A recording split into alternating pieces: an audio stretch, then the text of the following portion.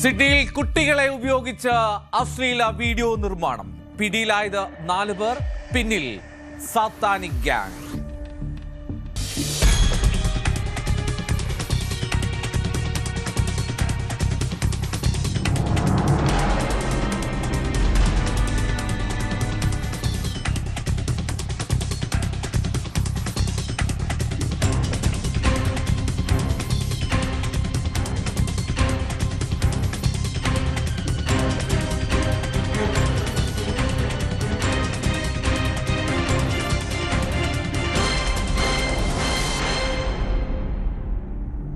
ഓസ്ട്രേലിയയിലെ സിഡ്നിയിൽ നിന്ന് ഒരു അധോലോക സംഘത്തെ പിടികൂടുകയായിരുന്നു ഡിറ്റക്റ്റീവുകൾ.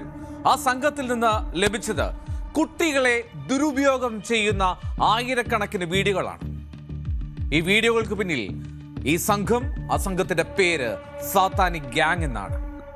സത്താൻ സേവ ചെയ്യുന്ന ആളുകളാണ് ഇവരുടെ പ്രവൃത്തികൾ അത് കുറച്ച് നാളുകളായി പോലീസ് അന്വേഷിച്ചു വരികയായിരുന്നു.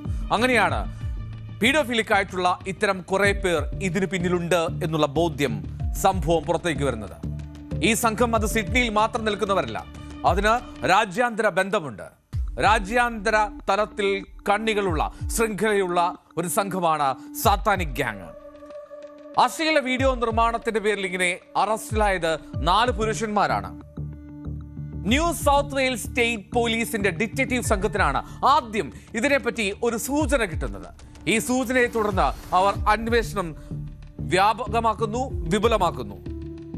ഇവർ അപ്ലോഡ് ചെയ്യുന്ന വീഡിയോകൾ, ഇവരുടെ വെബ്സൈറ്റുകൾ അത് സന്ദർശിക്കുന്നത് ഓസ്ട്രേലിയയിലുള്ളവർ മാത്രമല്ല, അത് ലോകമെമ്പാടുമുള്ളവരാണ്.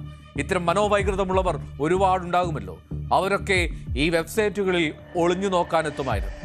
അത് അവർക്ക് നൽകുന്ന സാമ്പത്തിക നേട്ടം, അതാണ് പ്രധാനമായും ഇവരെ ഇത്തരം വീഡിയോകൾ ചിത്രീകരിക്കാൻ പ്രേരിപ്പിച്ചത്.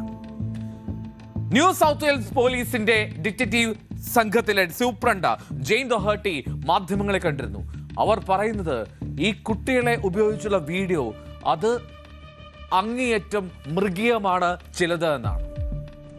Strike Force Constantine was established in April 2025 by the Sex Crime Squad to investigate a syndicate of pedophiles who were operating on encrypted international platforms, sharing abhorrent child abuse material. Police will allege in court that this international group were engaging in conversations and the sharing of material which depicted child abuse and the torture of children, involving symbols and rituals linked to Satanism and the occult. In November 2025, we were made aware of a group of men in Sydney who were part of that larger international group, who were communicating with each other and were also sharing explicit child abuse material across that international group.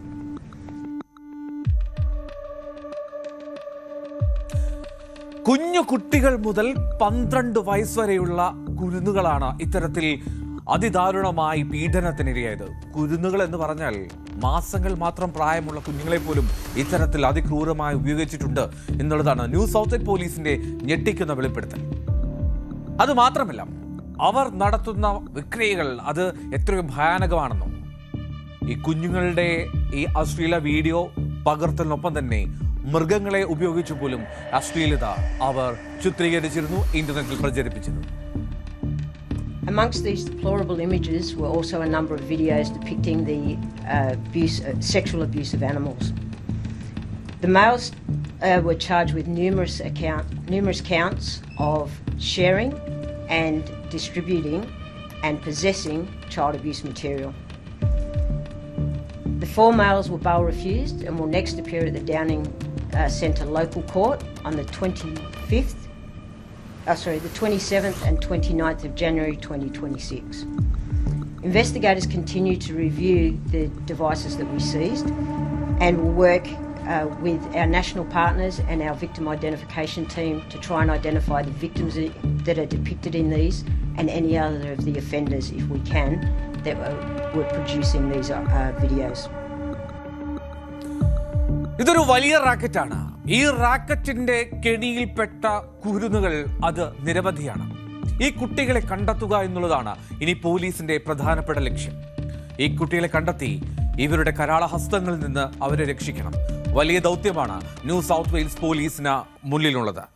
വൈകാതെ കൂടുതൽ പേർ ഈ കേസിൽ അറസ്റ്റിലാകും എന്ന് പ്രതീക്ഷിക്കുന്നു. മാത്രമല്ല, ഈ വീഡിയോകൾ ചിത്രീകരിച്ചിരിക്കുന്ന ആ സ്ഥലം എവിടെയാണെന്നതിലും ഇതുവരെ ലൊക്കേഷൻ അത് വ്യക്തമായിട്ടില്ല. അതിലും വ്യക്തത വേണം. നിലവിൽ 4 പേർ പിടിയിലായിട്ടുണ്ട്. ഇവരെ ചോദ്യം ചെയ്യുകയാണ്. ഈ കണ്ണികളെ മുറിക്കും, ആ കണ്ണികളെ ഇല്ലാതാക്കുമെന്നുള്ള പ്രഖ്യാപനമാണ് ന്യൂ സൗത്ത് പോലീസിൻ്റേത്.